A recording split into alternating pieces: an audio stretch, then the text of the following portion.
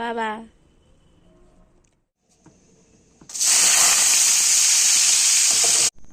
Hello বন্ধুরা, good morning, welcome back to my new blog. তোমরা সবাই কেমন আছো? আশা করছি ভালো আছো, আমরাও ভালো আছি। আজকে মঙ্গলবার, এখন বাজে 5:50 সকালবেলা আর কি, ভোরবেলা। এখন আলো ফোটেনি, একটু পরে ফুটবে। আর আমি রান্নাবান্না বসিয়ে দিচ্ছি। এসে এই প্রথম আমাকে আনাজ কাটতে হয়নি, কারণ কালকে তোমরা দেখেছিলে ব্রকলি আলুটা কেটে রেখেছিলাম। আর আলু ভাতে ডাল হবে, সেই ব্যবস্থাটা ওর মা প্রতিদিনই করে যায়, ভাতের জোগাড়টা। আর পিরিং শাকের তরকারি হবে, তো সেটাও দেখি আজকে কেটে রেখে গেছে। তো শুধুমাত্র পেঁয়াজ কাটলে হয়ে যাবে ডালের জন্য, সেটা পরে কাটবো। সকালবেলা কোনো আর কাটাকুটির সিন নেই, রান্না বসিয়ে দিয়েছি। তো চলো তোমাদের সাথে দেখাই কী রান্না, মানে রান্নাগুলো বসিয়ে দিয়েছি, চলো তোমাদের সাথে শেয়ার করি। এই যে দেখো, একদিকে হচ্ছে ব্রকলি আলু সিদ্ধ করছি নুন আর হলুদ দিয়ে। এখানে ভাত বসিয়েছি, ডাল বসিয়েছি, সাথে আছে হচ্ছে আলু। এই দেখো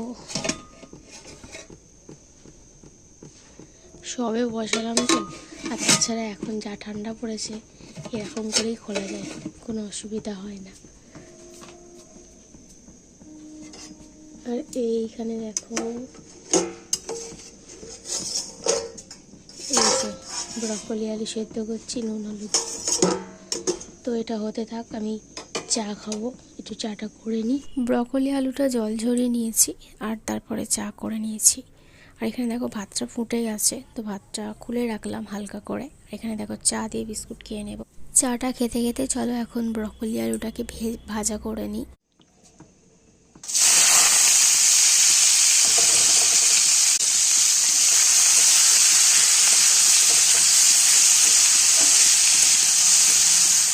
প্রথমে আমরা জানতাম না কি করে ব্রকলি খেতে হবে, তারপরে আমি নিজে থেকে একদিন আইডিয়া করলাম যে আলু দিয়ে ভাজলে কেমন হবে। ব্রকলি আলুটা ভেজে নিয়েছি। আর এখানে দেখো বেগুন আলু শিম কাটা আছে, এটাকে তরকারি করব। এই যে দেখো এখানে শাক কাটা আছে, আর এখানে দেখো আছে বড়ি, তো আজকে বড়ি দিয়ে করব। প্রথম যেদিন করেছিলাম ব্রকলি আলু ভাজা, সবাই খেয়ে খুব ভালো বলেছিল, আমারও ভালো লেগেছিলো, তারপর থেকে প্রায়ই হয়। আর এখানে দেখো আমি এখন তরকারিটা করে বসিয়ে দিচ্ছি আর কি। প্রথমে বড়িটা ভেজে নিয়েছি, তারপরে সবজিগুলো ভেজে নিয়েছি, দিয়ে একটুখানি কষিয়ে নিয়েছি। আর এখানটা দেখো এখন শাকগুলো দিয়ে দিলাম। এটা হচ্ছে পিরিং শাক, কিন্তু আজকে না শাকটা একদমই ভালো ছিল না, কেন জানি না, খুবই তেতো লাগছিল। এই শাক একটু একটু তেতো হয়, দুবার করেছিলাম, খুব সুন্দর হয়েছিল। তো আজকে একটু ভালো করে বড়ি টড়ি দিয়ে করলাম, আজকে একদমই কেউ খেতে পারেনি, এতটাই হাকুস তেতো লাগছিল, কেন আমি বুঝতে পারলাম না হঠাৎ করে। তো যাই হোক, রান্নাবান্না তো হয়ে গেছে অনেকক্ষণ। এখানটা দেখো আর একটা জিনিস অ্যাড হয়েছে, সেটা হচ্ছে লাল শাকের ডাঁটা, যেটা আমার একদমই ভালো লাগে না। তো ওর মা বললো করে দিতে, তাই প্রেসারে সিটি মেরে করে দিয়েছি, একটুখানি নুন লঙ্কা হলুদ দিয়ে সেদ্ধ মতো। আর এই যে ডাল তরকারি যা যা করলাম সেগুলোই। আর ওকে তো খাবার দিয়ে দিয়েছিলাম, ও কাজে চলে গেছে। আর এখন দেখো মিষ্টি ঘুরে টুরে এলো সকালবেলায় ওর দিদা, মানে ঠাকুমার সাথে আর কি। তো রোদে গেছিলো আর কি, রোদ থেকে একটুখানি ঘুরে এলো। এবারে ও একটু পরে ওদের বাড়ি চলে গিয়েছিলো, তারপরে আবার ওখান থেকে চলে এসেছে, এসে দেখো এখানে এখন খেলা করছে। তো ওকে কী খাবার দেবো আজকে জানি না। তো কোনো রকম একটুখানি গাজর আলু সেদ্ধ করেছিলাম, একটু মটরশুঁটি দিয়ে সেদ্ধ করেছিলাম, ঘি দিয়ে খাওয়াতে গিয়েছিলাম। তবে ঘিটা এই পাড়া থেকে নেওয়া হয়েছে, একদমই খেতে ভালো নয়।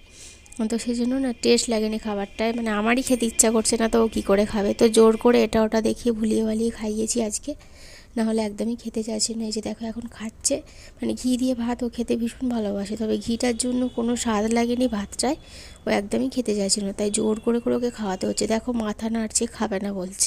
অনেক কষ্ট করে হাফ ভাত খাওয়াতে পেরেছি, বাকি ভাত গালে নিচে নিয়ে ফেলে দিচ্ছে। তো সেই ফেলা ভাতটা তো আর খাওয়াতে পারি না, তার জন্য খাওয়াই না, আর খালি জল খাচ্ছে। তো এরকম করে করে ওর পেট পুরো ফুল হয়ে গেছে জল খেয়ে খেয়ে। তো তারপরে ওকে আমি আর জোরও করিনি, আর হাফ ভাত নষ্ট করেছে, তো ফেলে দিয়েছি। আর তারপরে দেখো ও ঘুমিয়ে পড়েছিল। আর এখন দেখো বিকালবেলা এই ঘরে এসেছি, ওর দাদাও এসেছে সাথে সাথে। তো সেই জন্য এখন দেখো দুজনে মিলে খেলা করছে, আর মানে ও দেখছে আর ওর দাদা খেলছে। হাইজা হাইজা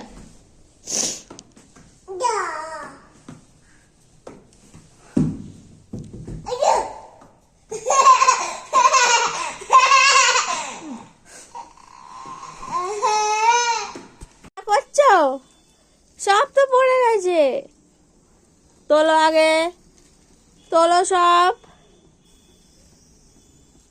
ওই ঘর থেকে এসে ওর দাদা বলেছিল ওকে নিয়ে যাবে, কিন্তু ওর যেহেতু খাওয়া হয়নি তাই আমি বললাম খেয়ে নিক তারপরে যাবে। তারপরে খাওয়াতে খাওয়াতে ওর দাদা বললো তুই খা, আমি আসছি। তো তারপরে আর ওকে ডাকে নি, তো আমিও আর ওই জন্য পাঠাইনি। এখন এখানে রান্না করে নেব ডাল। দেখো এখানে কড়াইতে তেজপাতা, শুকনো লঙ্কা, গোটা জিরে দিয়ে রেখেছি, গরম করব। এখানে নুন, লঙ্কা, হলুদ, জিরের গুঁড়ো দেওয়া আছে, পেস্ট মতো করে নিয়েছি জলে গুলে। এখানে জিরে যেটা ভাজলাম সেটা গুঁড়ো করে রেখেছি। লাস্টে দেবো গরম মশলা, চিনি, তো দিলেই হয়ে যাবে ছোলার ডাল।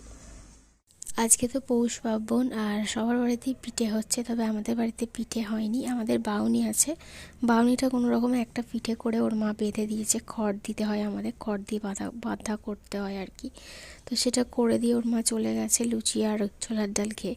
তো সবার বাড়িতে পিঠে হচ্ছে, তবে আমাদের বাড়িতে কেউ সেরকম পিঠে বানাতে পারে না, ওর মা তো পারেই না। আমি যদিও বা পারি, আমি করতে চাই না, কারণ বাউনির দিনে যে পিঠেটা বানাতে হয় সেটা আমি আবার পারি না।